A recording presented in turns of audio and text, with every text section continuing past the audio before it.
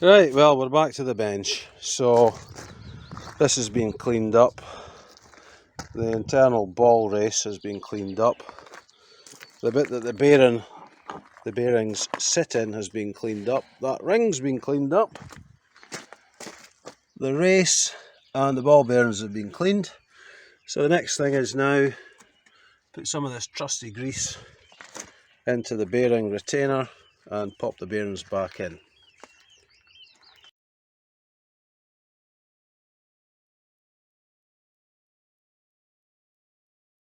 Well, this is us. We're putting the bearings back in. They don't fall through from the inside, so just grease the holes up first and then start popping your clean ball bearings back in. Okay, I'll continue doing that, not bore anybody.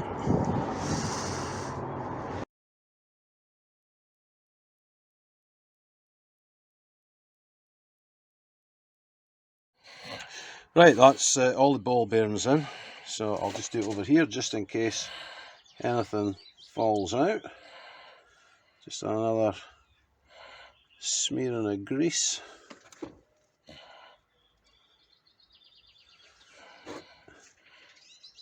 I don't know if this is going to work, but it's certainly going to be smoother than it was, because it was just filled with like grinding paste almost, with all the bloody rust and whatever. So that's nicely greased up.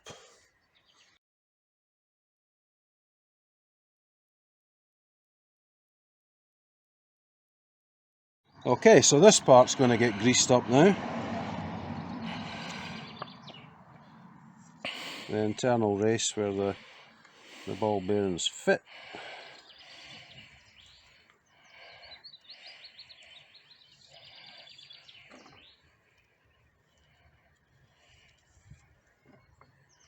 I'm not going to be shy with it, but I think that's enough. Right. Now,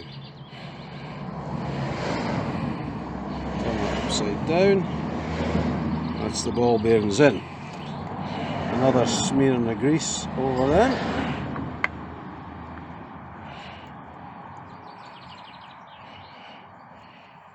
Okay. Next thing is going to be this ring. Now, which way did it go? That's the question.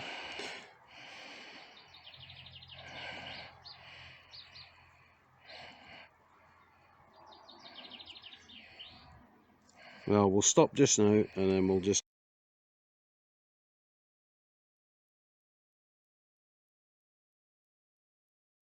So you can see the tabs. So there's the bit where it goes into there, and there's a tab there.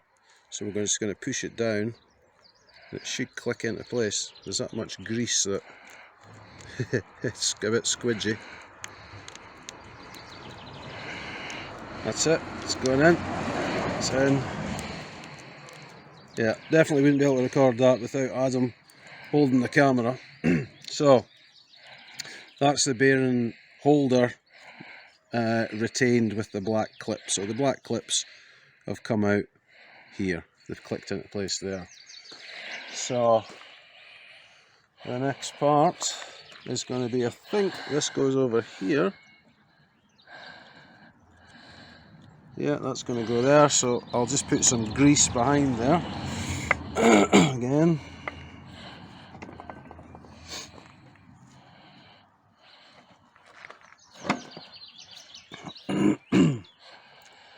It's going to go over the top.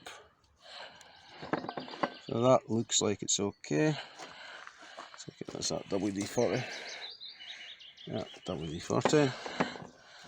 And then this is the ball race.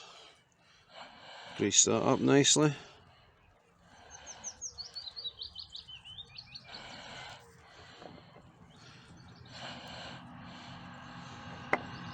Well, if we've not got enough lubrication here, there's something wrong.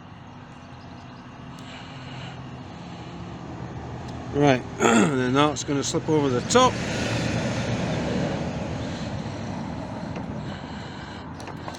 Well, that's moving freely.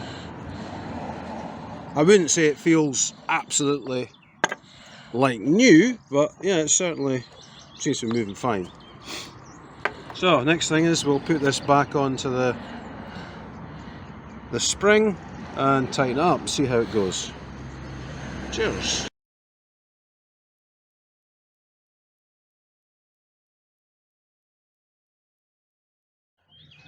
Right, so now we've got the 17mm nut on there. I'm just going to blarp this up with a ratchet gun. Yeah. And it's spinning, it's no on right. So we'll need to take that off again and tap the head on. That's it.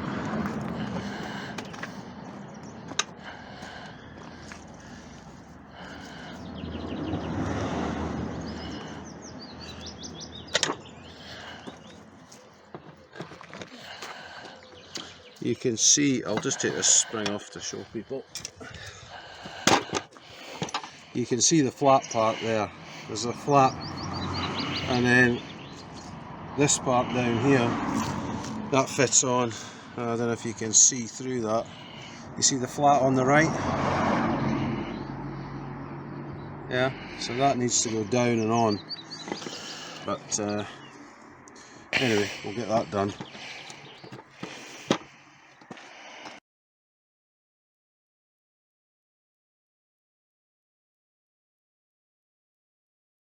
Right, well finally, after plenty of fucking swearing, pissed off demeanours,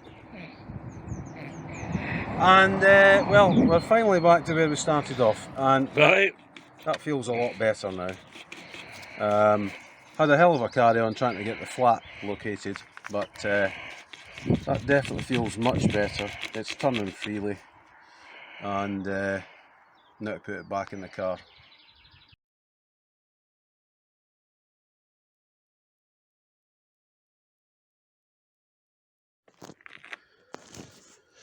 Well, it seemed to take forever for this video to start. So that's this all put back together.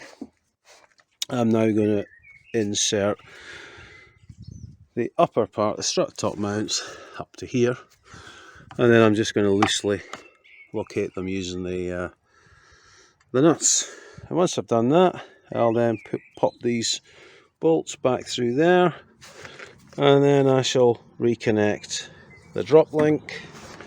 And then I'll put the bolt back in for the ABS sensor, and I'll need to get something for the brake hose. I think I'll just use a cable tie for the time being. So that's the plan now.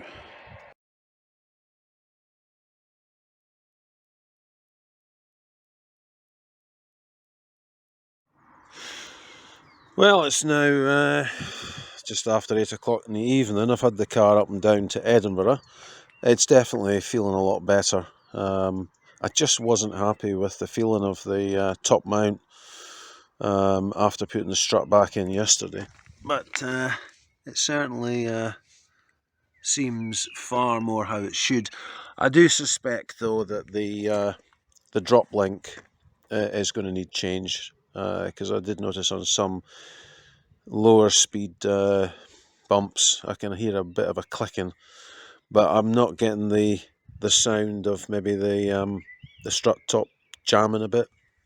So the clean out and the lubrication of the ball race and the ball bearings and everything does seem to have made a difference.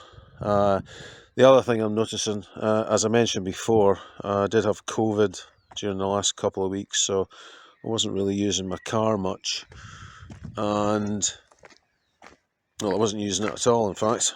I think this brake, I think the discs are probably going to need changed. It looks fine here, but I can feel at the back it doesn't feel, yeah, it feels pretty crusty at the back there. Don't know if you can see that. You see the edge there? So I think I'm going to have to get new discs. Now, they're working fine, but they're just a bit noisy. I wouldn't say these have been particularly good discs. I only changed those a few years back, and I've not done that many miles at all. The back ones are, as far as I'm aware, they're okay. The handbrake performance and everything's fine. But yeah, I think my next step will be the near side drop link, and then it will be a new set of discs and pads. So if anybody has any recommendations for corrosion resistant discs, I'm all ears, because I just find that the quality of discs etc. now is pretty crap. Oh, here's a guy doing 20 miles an hour. Yeah, in a bit of a rush, obviously. But yeah, it's been successful doing the strut spring replacement. I was thinking I'd probably have to get the strut mount, or strut top mount, whatever you call it. But at the moment it doesn't seem like I will need to do that, so I'll be keeping my eye out for cheap ones or cheap struts for a future date. So anyway, any questions, just ask, I'll try and respond.